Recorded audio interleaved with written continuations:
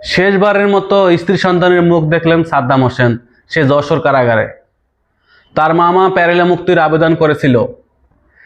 খুলনা থেকে যশোর হওয়ার কারণে জেলা প্রশাসকের কিছু করা ছিল না, তাই শেষবারের মতো যশোর কারাগারে স্ত্রী সন্তানের মুখ দেখলেন সাদ্দাম।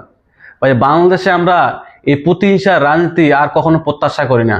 বিগত 15-16 বছরে আমরা দেখেছি ছেলে তার বাবার জানাজায় গিয়ে হাতে হাত করা এবং পায়ে বেড়ি অবস্থায় জানাজা অংশগ্রহণ করেছে, এবং প্রতিহিংসার রাজনীতির কারণে অনেকে বাড়ি ছাড়া হয়ে আসছিল। ভাই, এইরকম রাজনীতি আমরা কখনো প্রত্যাশা করি না। বাংলাদেশে আমরা একটা সুস্থ রাজনীতি প্রত্যাশা করি, যেখানে থাকবে না কোনো হানাহানি, মারামারি, কাটাকাটি।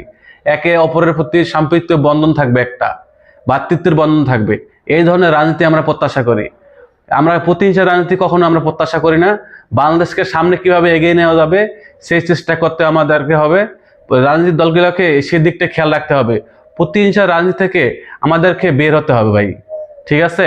এই ধরনের রাজনীতি করলে দেশের উন্নতি হবে এবং সাধারণ মানুষের আমরা যেন কাছাকাছি যেতে পারি, সেই ধরনের রাজনীতি আমাদের মানুষ চায়। আমাদের সাধারণ মানুষ, আমাদের যারা রাজনীতি করি আমরা, তাদের কাছে প্রত্যাশা করে।